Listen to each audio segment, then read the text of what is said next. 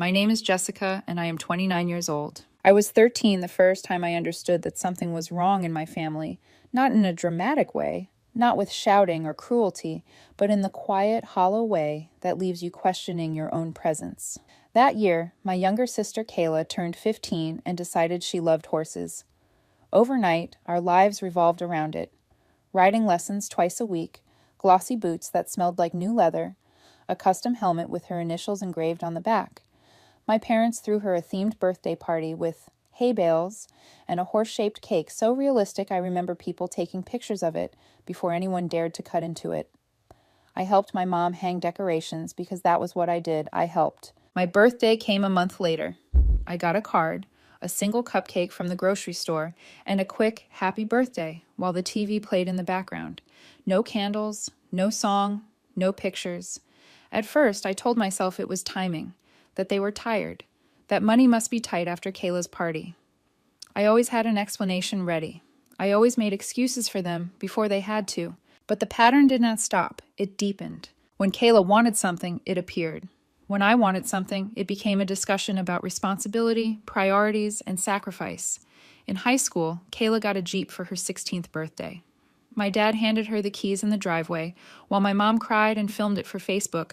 I asked if I could at least get my learner's permit.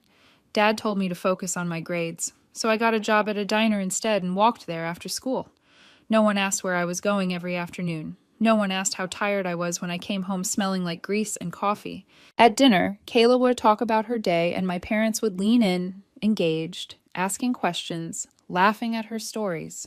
If I tried to speak, the conversation would drift right past me like I hadn't opened my mouth at all. Eventually, I learned to stay quiet. Silence became easier than competing. College acceptance letters came senior year. I got into 4 schools.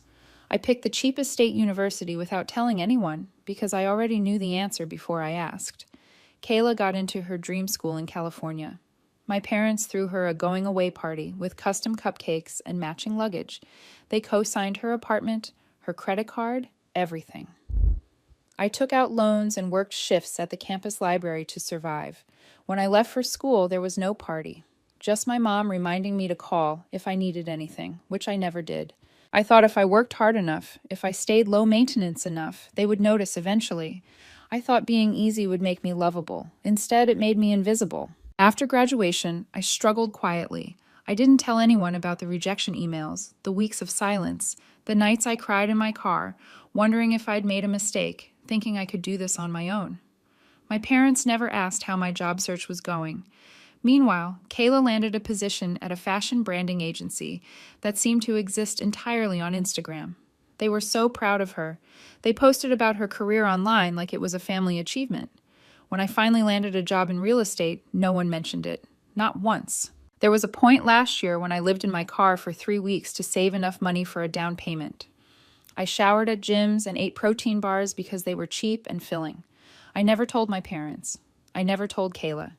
I told myself that if I said it out loud, it would mean I'd failed. But I hadn't failed. I was just doing it alone. Last week, I walked up the steps of a small ranch house I bought entirely on my own. 3 bedrooms, a sunroom, a backyard with an old oak tree, and a swing already tied to one of its branches. I unlocked the door and stepped inside. The house smelled like fresh paint and possibility. I didn't cry. I just stood there and breathed, feeling something solid under my feet for the first time in my life. I took a photo, just my hand holding the keys against the front door. No caption, no announcement. I dropped it into the family group chat. 10 minutes later, it exploded. Kayla asked if it was a rental. My dad asked who bought it. My mom sent a thumbs up emoji. That was it. A thumbs up for the biggest thing I'd ever done. And somehow that hurt more than if she'd said nothing at all. The next morning, Kayla posted a vague Instagram story about people who think money makes them better than family. She didn't tag me, but she didn't have to. My mom called later, not to congratulate me, but to ask why I hadn't told them sooner. Why I'd kept it a secret if I was hiding something. I told her the truth. I wasn't hiding. I was just done explaining myself. That's when the calls started. Casual at first. Questions disguised as concern. How did you afford it? Did someone help you? Are you sure you didn't rush into this? I answered politely, vaguely. I worked, I saved, I hustled. What I didn't say was how much I'd sacrificed to get here, while Kayla was sipping cocktails at beach resorts, funded by the same parents who told me money was tight. A few days later, my dad called. That alone felt strange. He said he was proud of me, but his voice sounded stiff, like he was reading from a script. He asked about my income, my job stability, whether I had someone helping me with bills. I told him I was alone and that I liked it that way. He didn't say anything after that. I thought maybe that was it. Maybe they'd finally accept that I had my own life now. I was wrong. The following Sunday, I was in my backyard, trimming hedges, when I heard my front door open. I walked inside and found my parents and Kayla standing in my hallway like they belonged there. No call, no warning. My mom was already commenting on the living room. My dad asked about square footage. Kayla scrolled on her phone like she was bored. They weren't there to celebrate me. They were there to take something. And I knew it. They didn't sit down. None of them did. My parents stood in my living room like they were touring a model home, and Kayla leaned against the wall, scrolling through her phone, already acting like she was mildly inconvenienced by being there. I asked them, calmly, what they were doing in my house. My mom said they were worried about me, that I'd been distant lately, that this wasn't how family treated each other.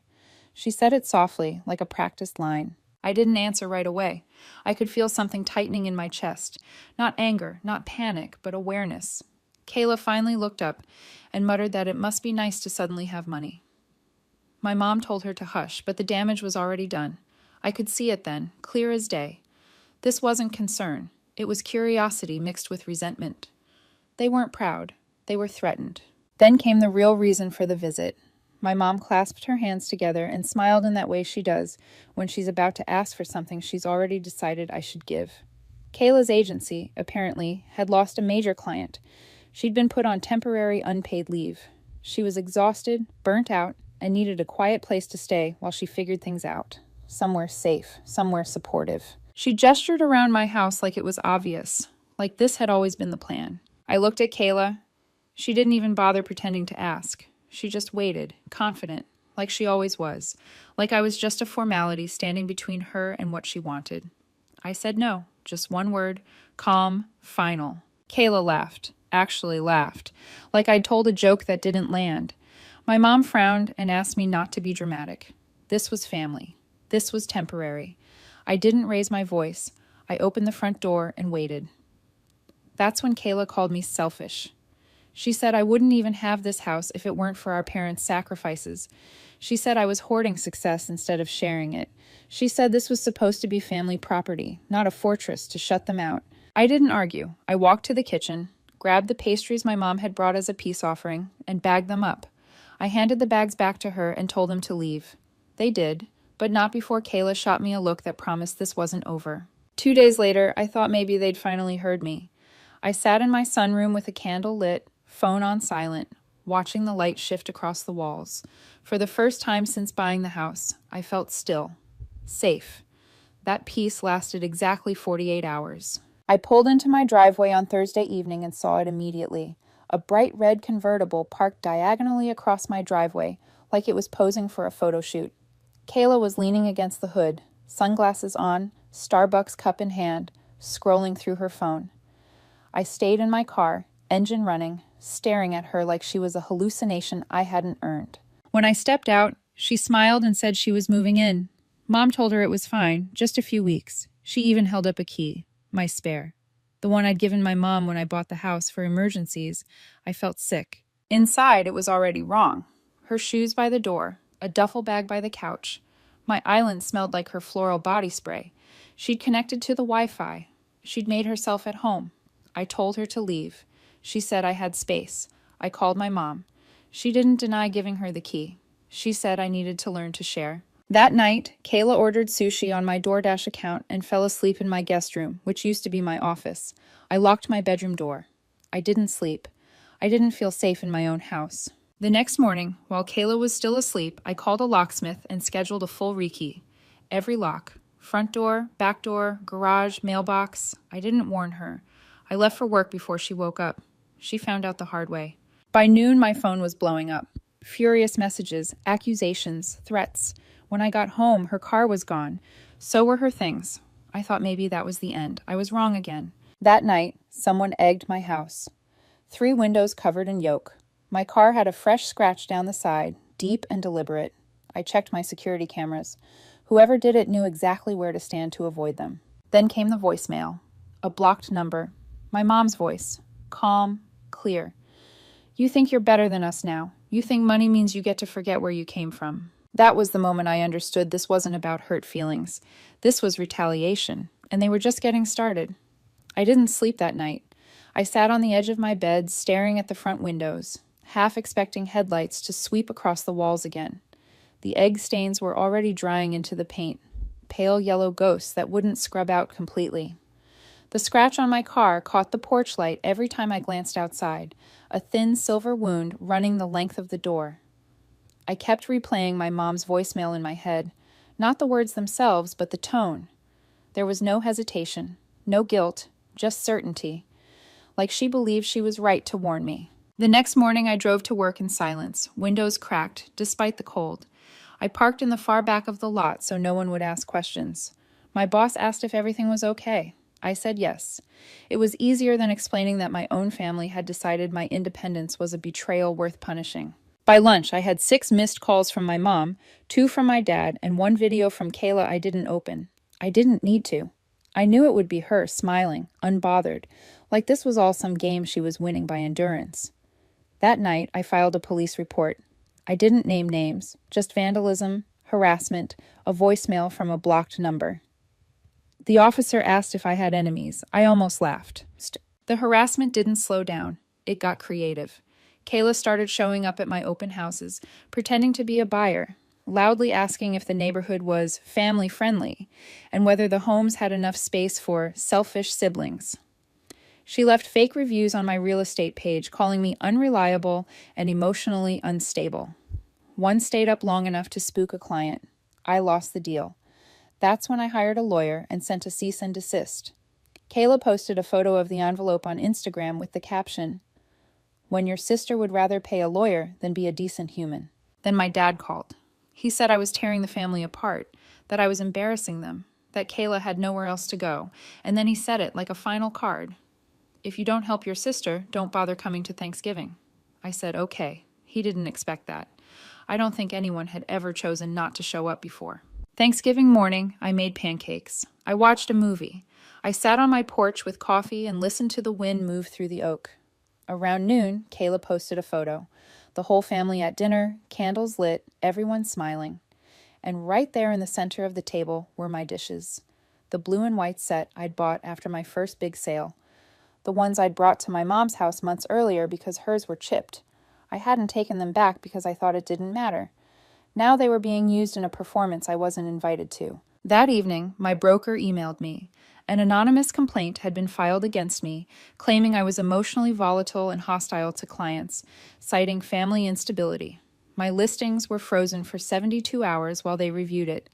3 days of nothing. No income. No momentum. Just me sitting on my porch again, staring at the scratch on my car and realizing this wasn't going to stop on its own. That night, I drove to my parents' house. I didn't call. I didn't knock. I let myself in. They didn't hear the door over their laughter. The table was set with my dishes. Kayla was pouring wine like she owned the place. I didn't yell. I didn't cry. I walked into the kitchen, opened the cabinet, and dropped the first plate. It shattered cleanly. I dropped the next, then another. The sound finally got their attention. I kept going until every plate was broken, blue and white shards covering the tile. Then I turned around and told them everything. Every ignored birthday. Every time money magically existed for Kayla but not for me. Every time I was told to wait, to be patient, to understand. I told Kayla she wasn't the victim, that her life had been built on other people fixing things for her, and I was done being one of them. I asked my mom why she hated me so much. She didn't answer. I broke the last plate and walked out. I blocked every number before I reached the highway. I expected guilt. I expected regret. What I felt instead was relief. For a week, it was quiet. Then the tone changed. Cards arrived, packages, Bible verses about forgiveness, likes from cousins I barely knew. My mom emailed about healing, then slipped in a question about helping Kayla find an apartment. I didn't respond. They showed up at my open house smiling, telling clients how proud they were of me. I told them to leave. I told them next time I'd file for a restraining order. They left, and for the first time I think they understood I wasn't bluffing. But I also knew them well enough to know this wasn't surrender, it was strategy. Silence wasn't peace. It was the calm before the next attempt. The silence lasted exactly 19 days. I counted because when you grow up in a house where quiet always means something is coming, you learn to measure it. 19 days with no calls, no texts, no surprise packages on my porch, no cousins suddenly liking my photos. It felt unnatural, like the pause before a storm breaks open the sky. On the 20th day, my friend Maya texted me a screenshot. It was a Facebook post from my mom. A long one, carefully written, full of soft words and scripture. Forgiveness, grace, family being tested by pride and success. She never mentioned my name, but she didn't have to. Everyone knew who it was about. She wrote about how hard it is when children forget where they come from, when success changes people, when money builds walls instead of bridges. The comments were split, some sympathy, some quiet, stay strong. A few people I recognized from my childhood who had watched this dynamic play out for years, but never said a word. I didn't respond. I had learned that responding was oxygen. 2 days later, Kayla escalated. She didn't show up at my house. She didn't key my car. She went after my reputation instead. A new anonymous complaint appeared, this time to my licensing board. Allegations of emotional instability, poor judgment, unprofessional conduct tied to ongoing family conflict. It was vague enough to sound credible. My stomach dropped when I read the email. An investigation meant time. Time meant lost listings. Lost listings meant lost income. This wasn't about forcing me to help her anymore. This was punishment. I sat at my kitchen table staring at the screen until the sun went down. Then I did something I'd never done before. I stopped protecting them. I called my lawyer and told her everything. The childhood patterns, the favoritism, the sabotage, the vandalism, the fake reviews, the open house stunt, the plates, all of it. She listened quietly and then said, "We're done playing defense." She helped me compile documentation, screenshots, voicemails, police reports, timestamps, witness statements from neighbors and clients. We submitted a formal response to the board with evidence attached. Not emotional, not angry, just facts. The investigation was dropped within a week. That should have been the end. Any normal family would have taken the loss and stepped back. Mine didn't know how to do that. They needed the narrative to end with them as victims and me as the villain. So Kayla tried one last angle. She called my boyfriend, Aaron. I didn't know until he came over that night with his jaw clenched and his phone in his hand. He played the voicemail for me without saying a word. Kayla's voice was syrupy, almost sweet. She said she was worried about me, that I was spiraling, that I was isolating myself, that he should be careful because I had a history of cutting people off and overreacting. She said she just wanted to make sure he was safe. Aaron deleted the message after playing it. He looked at me and said, "She's trying to scare me into controlling you." I laughed, but it came out shaky. That was the moment I realized how far they were willing to go. They weren't trying to fix anything. They were trying to replace control they'd lost. That weekend, I changed my number. I installed new cameras. I set my social media to private. And for the first time in my life, I let myself grieve. Not loudly, not dramatically, just quietly, for the family I'd never really had but kept hoping would show up someday. A week later, a letter arrived, handwritten. My mom's handwriting. I didn't open it right away. I left it on the counter for hours. When I finally did, it was exactly what I expected. No apology, just sadness, confusion. How she didn't understand how things had gone so wrong, how she missed me, how Kayla was struggling. And then, buried near the end, the real reason. If you could just help her get back on her feet, maybe we could all move forward. I folded the letter back into the envelope and put it in the trash. That night, Aaron asked me if I was okay. I told him the truth. I said I felt lighter and heavier at the same time. Lighter because I wasn't carrying them anymore. Heavier because letting go meant admitting they were never going to change. He kissed my forehead and said, "You're not wrong for choosing peace." I believed him. The next morning I woke up without dread. No checking my phone, no bracing for impact, just sunlight in the sunroom and the sound of the porch swing creaking in the breeze. For the first time, the silence didn't feel like a warning. It felt earned. But I still knew one thing. Families like mine don't stop believing the story belongs to them. They just wait for a better moment to tell it again. The quiet didn't break this time. It settled. Weeks passed, then a month, No calls, no messages, no surprise appearances at my work or my listings. Kayla stopped posting cryptic quotes. My mom's Bible verses dried up. My dad went silent completely. It was the first time in my life I wasn't waiting for the other shoe to drop, and that alone felt unreal. I kept expecting to feel regret, guilt, that ache people talk about when they cut off family. But what I felt instead was space to think, to breathe, to exist without constantly explaining myself or defending my choices. My house started to feel different. Not just cleaner or quieter, but safer. Like it finally belonged to me in a way it never had before. Work stabilized. The board closed my case officially and sent a formal notice clearing my record. Clients who'd gone quiet came back. New ones followed. The damage Kayla tried to do fizzled out when it didn't get the reaction she wanted. Drama needs an audience. I stopped buying tickets. Aaron stayed steady through all of it. He never pushed me to forgive or reconnect. Never said, "But they're your family." One night, sitting on the porch swing with our legs tangled together, he said something that stuck with me. Family isn't who gets access to you by default. It's who earns it by how they treat you. No one had ever put it that clearly before. Thanksgiving came and went. I didn't get an invite. I didn't ask for one. I made dinner at home with Aaron. We burned the first batch of rolls, laughed about it, ate pie straight out of the pan. It wasn't loud, it wasn't performative, it was peaceful. A few days after Thanksgiving, I got one last message.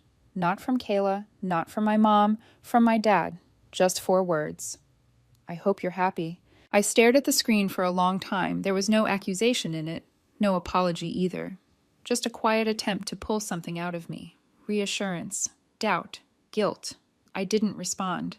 For once, my happiness didn't need to be explained or justified. December rolled in with cold mornings and early sunsets.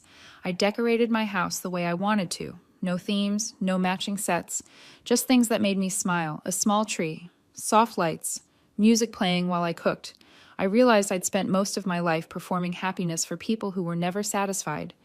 This felt real. I heard through mutual acquaintances that Kayla had moved again, that she was finding herself, that my parents were telling anyone who'd listen that I'd changed, that money had gotten to me, that I'd abandoned them.